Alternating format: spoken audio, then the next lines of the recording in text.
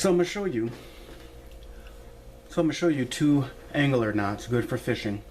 That is kind of hard to show when it's real fine line in that.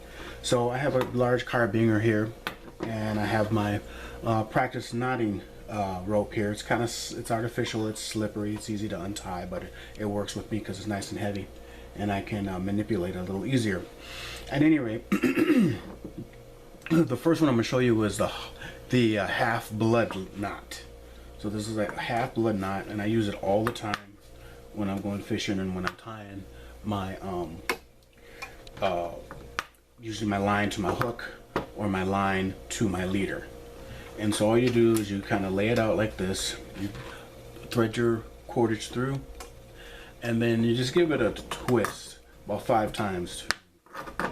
3, 4, 5, like that. Okay, and then you can take your running end, that's this end here, and run it through the loop here, and then everything will cinch down, and you've created some coils that will grab onto the eye of either your leader or your hook. And usually when you're using filament or something really fine, you can add some saliva and it slips all together. And then what you might want to do is you can probably add another, like an overhand knot or something like that, and then snip the free end. But I've never really had to do that. I've always been just fine with just snipping a little bit of the free end and then making sure it's nice and tight before I do that. So that's your half blood knot. I'll do it again without so much explanation.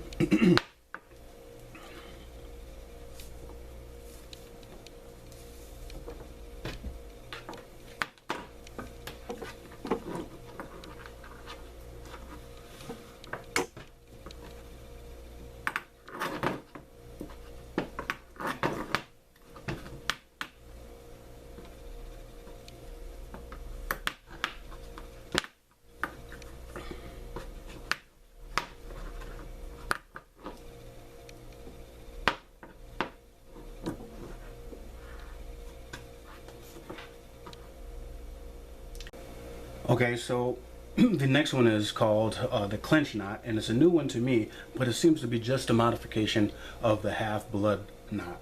So really, you do it similarly as the half blood knot, and you give it your twist, excuse me.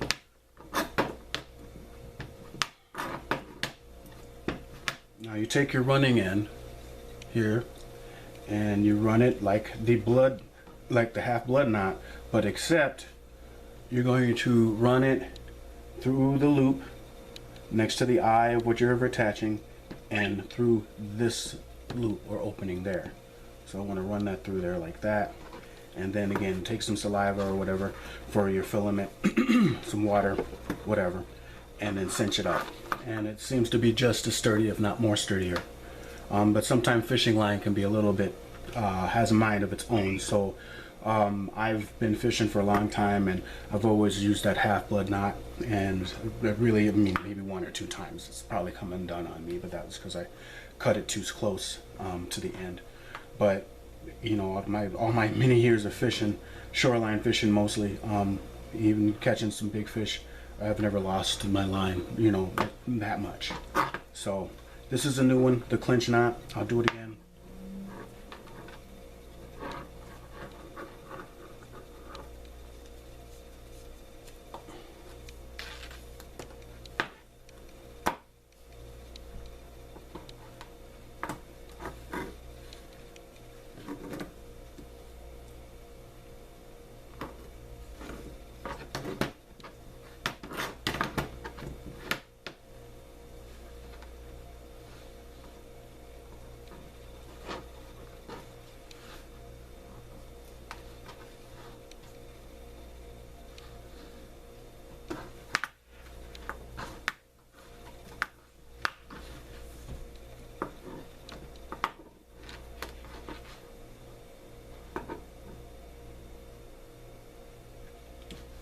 There you go.